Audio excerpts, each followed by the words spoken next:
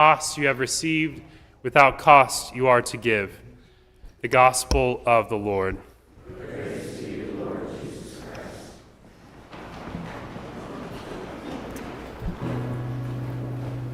Today, the Gospel invites us to consider the 12 apostles, who were the foundation of the church and the means by which Jesus would spread the holy faith.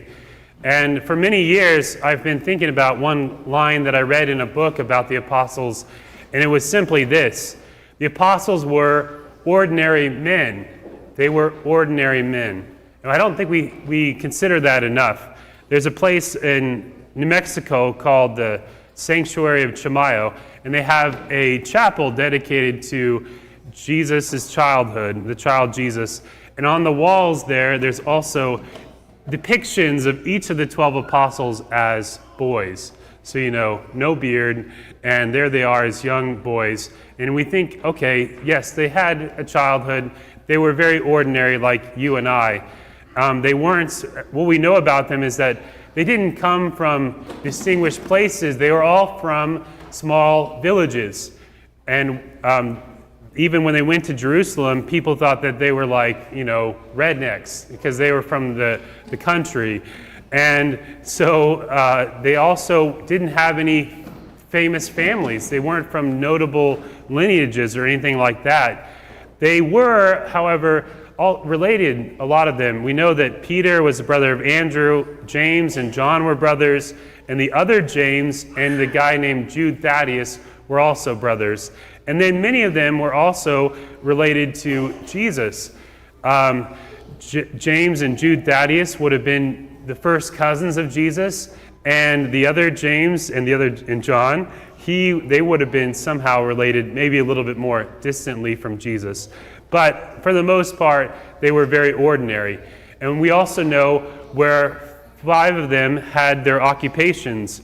One was Matthew. He was a tax collector, which was a really despised occupation for the Jewish people. They were like public sinners. So we know that Jesus came to call sinners even to be in his cohort of important people. And then also 4 of them were fishermen, which was a really ordinary occupation, especially when you lived next to a big lake famous for its fishing. And so they were not notable in any way.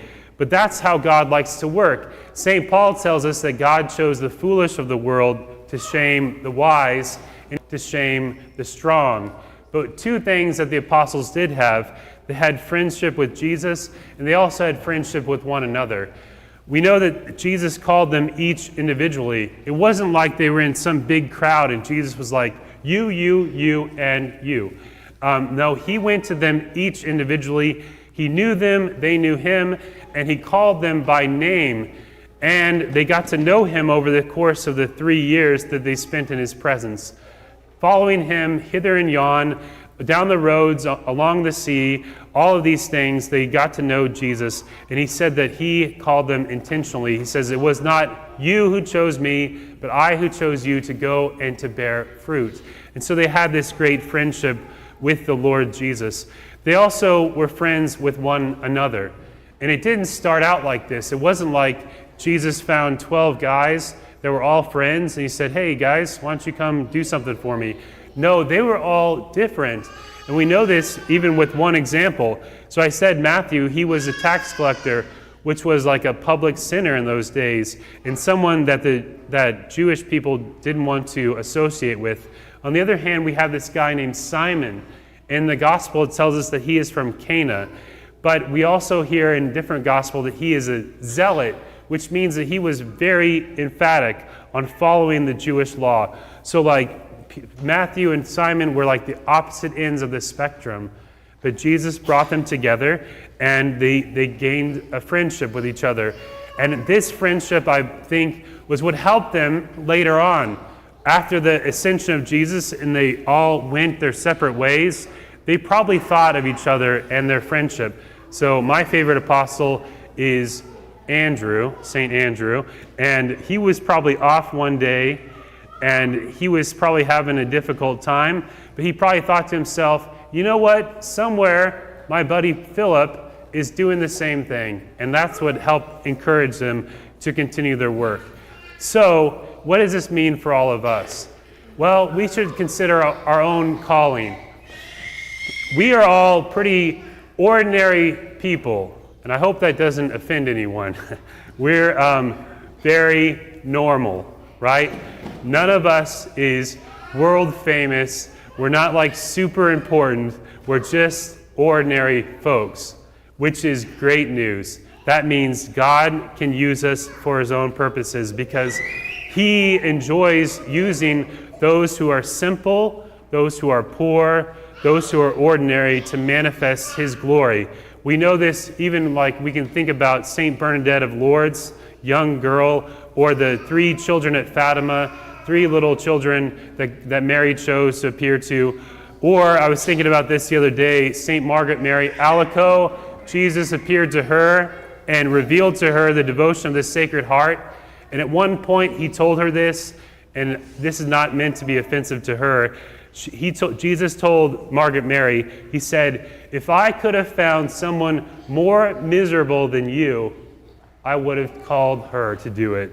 And that's kind of how Jesus likes to call those of us who are simple. That way, when God works through us, we can't take credit for ourselves, or they can't say, this is trickery. This is God's work within us. We also have those 2 things too. We have friendship with Jesus and friendship with one another.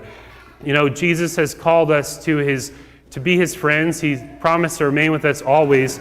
He has done amazing things for us. The second reading we heard today, that while we are yet sinners, Christ died for us, and that he has loved us from the very beginning. And so he invites us into this friendship of relationship of love with him as well.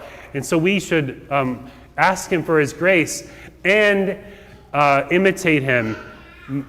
Mother Teresa was once ministering to someone that was dying, probably like a Hindu or someone that wasn't Christian.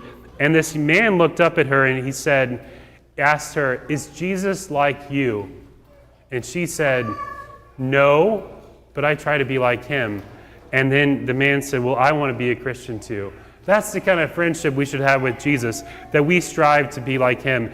And then finally, we need to be friends with each other, because it is difficult at times to live our Christian faith, our Catholic faith in the world. And so it's good to have people next to us that we can count upon. People that we know, these ones are trying to do the same thing that I am doing. And so they can be our support. And I have to say for myself that my friendship with many of you has helped me in my priesthood. That at times, there are difficulties or difficult things need to be done. And I think to myself, there are people that support me. And because of that, it makes it easier. So we need each other.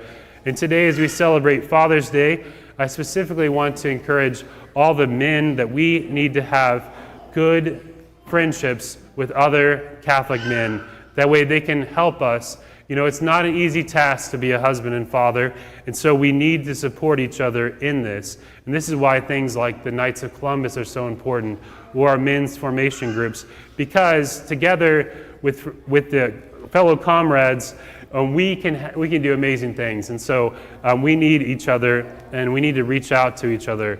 So we have friendship with Christ and friendship with one another, and even though we are ordinary people, like the apostles, Jesus wants to make use of us, especially to bring in the abundant harvest that is laying before us. And so we should give ourselves this task and use the means that he has given to us, and then we will be successful.